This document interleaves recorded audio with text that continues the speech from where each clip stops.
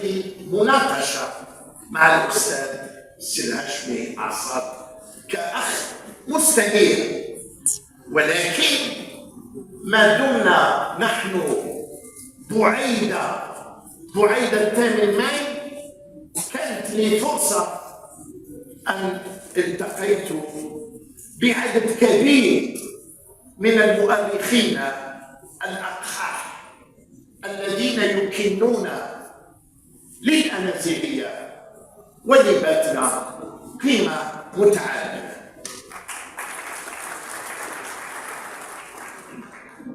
فسألته وقلت له بصريح العبارة: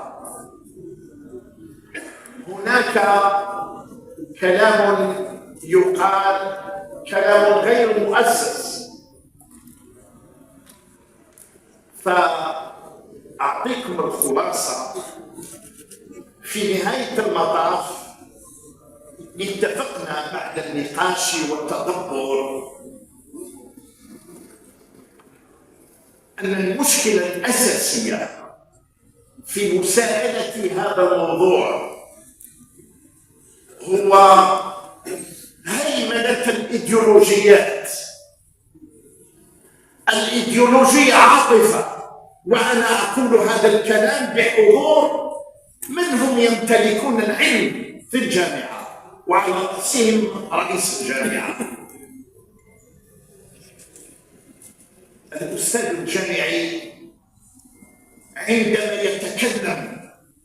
يتكلم عن دراية، عندما يتكلم استنادا إلى المعلومات، عندما يتكلم يمتاز بالدقة، وما أدراك في الدقة، وبخاصة عندما نسائل مواضيع تمس الهوية الوطنية.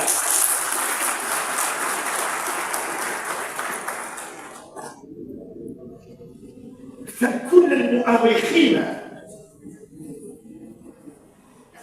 أيها الطلبة، أيها الشباب، اعلموا أنكم رجاء الجزائر. استمعوا إلى ما أقول.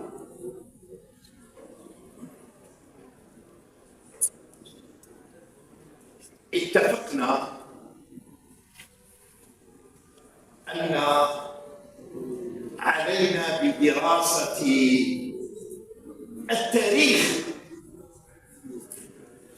التاريخ العلم وليس التاريخ الإيديولوجي. التاريخ العلم يحتاج إلى الوثيقة، يحتاج إلى معرفة الأسباب والمسببات، يحتاج إلى قراءة الكتب التي نسميها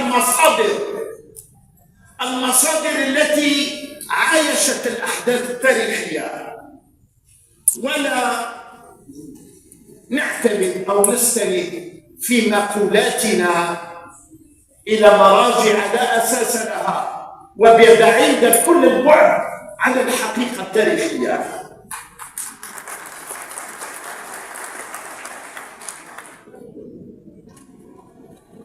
أقول هذا الكلام